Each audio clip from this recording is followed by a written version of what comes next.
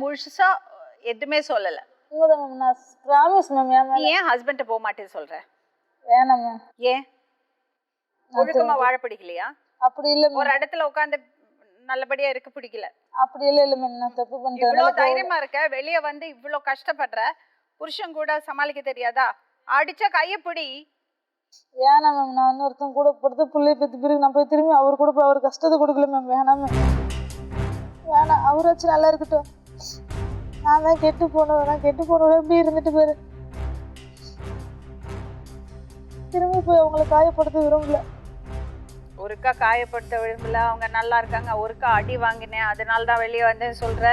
ஆமாம் மேம். திரும்பி போயிட்டு இது பண்ண வேணாம் மேம். Please ma'am. நான் இவங்க கூட இருந்து குழந்தைய பித்துட்டேன். திரும்பி நான் போகல. அப்ப அவங்க கூட வாழு, தினேஷ் கூட வாழு.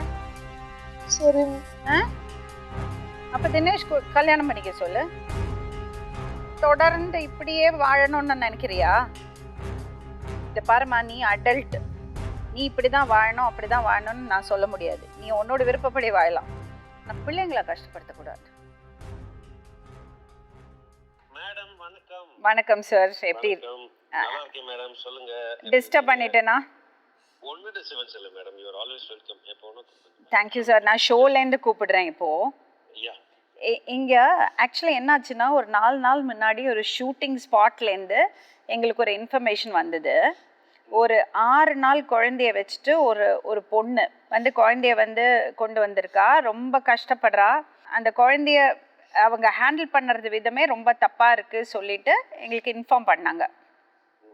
அவங்க கூட இருக்கிறவங்க எல்லாருமே சொன்னாங்க, இந்த பொண்ணு ரொம்ப 5வது குழந்தை இது, இப்படி சுற்றிட்டு இருக்கா, குழந்தைய பெற்றுட்டு இந்த மாதிரி யூனோ ஷூட்டிங்க்கு விடுறா, மற்ற பசங்களெல்லாம் அனாதாசிரமத்தில் விட்டுருக்கான்னெல்லாம் சொன்னாங்க. அப்போ எங்களுக்கு இது யாரு என்ன தெரியட்டும், பேசி பார்க்கலாம். அந்த பொண்ணு ரொம்ப கஷ்டப்பட்டுட்டு இருக்காளோ என்னமோ, என்னது உண்மை தெரிஞ்சப்பறம் உங்களை இன்ஃபார்ம் பண்ணலான்னு நான் ஷோக்கு வர சொன்னேன் இந்த பொண்ணு. இப்போ இன்னைக்கு 9 நாள் டெலிவரி ஆகி 9 நாள் எங்கள் அம்மா இந்த குழந்தைய வச்சுட்டு ஷூட்டிங்க்கு வந்திருக்காங்க. So I wanted to know what is the procedure, what we should do. ரொம்ப சிம்பிள் மேடம். எனக்கு உங்களுக்கு சைல்ட் லைன் நம்பர் தெரியும் 1098 ன்னு. ஆமா. சைல்ட் லைனுக்கு கால் பண்ணீங்கன்னா அது அரவுண்ட் தி கிளாக் இருக்கும், ரிசீவ் பண்ணுவாங்க. சரி. விஷயத்தை சொன்ன உடனே சைல்ட் லைன் வாலண்டியர், ஒரு சப்போர்ட் பர்சன் வந்து சைல்ட் லைனோட ஒரு வாலண்டியர் ஆன் தி ஸ்பாட்ல as soon as possible வந்துருவாங்க. போலீஸோட ஸ்டாரோட தான் வருவாங்க ரெஸ்கியூ பண்ணலாம். ஸோ சிடபிள்யூசி வர்றது, சோஷியல் வெல்ஃபேர் ஆஃபீஸரை கனெக்ட் பண்ணுறது எல்லாம் பார்த்துக்கோங்க மேடம். சார், எனக்கு ஒரு கன்சர்ன் இருக்குது சார். ஒரு கன்சர்ன் இருக்குது. இந்த அம்மாவையும் குழந்தையும் பிரிக்கக்கூடாது அட்லீஸ்ட் கொஞ்ச நாளைக்கு. இல்ல see what it mean, அவங்க வந்து நீங்க சொல்றத பாக்கும்போது அதுல ஃபிட் மதரான்னு பாப்பாங்க, ஃபிட் பர்சனா பாப்பாங்க. அன்ஃபிட் மதர் இது மாதிரி எக்ஸ்ட்ரீமா பண்றாங்க அப்படின்னு சொல்லும்போது அவங்க ஃபிட் பர்சனா அப்படின்னு பாப்பாங்க. அந்த குழந்தைய வச்சு பாத்துக்கிற அளவுக்கு அது எக்ஸ்ட்ரீம் லெவல். அப்படி இல்லாத பட்சத்துலதான் வந்து ரெஸ்கியூ பண்ணிட்டு பண்ணுவாங்க.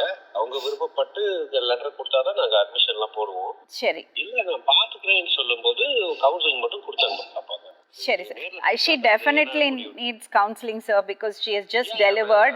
CWC will do, madam. Don't worry, madam. நீங்க child line 1098 பண்ணுங்க. சரி. ரெஸ்பான்ஸ் இல்லனா சொல்லுங்க, நான் டைரக்டா அந்த கோஆர்டினேட்டர் நம்பர் கொடுத்து பேசுறேன். Thank you, sir. Thank you so much. Very nice of you. Yeah. Thank you.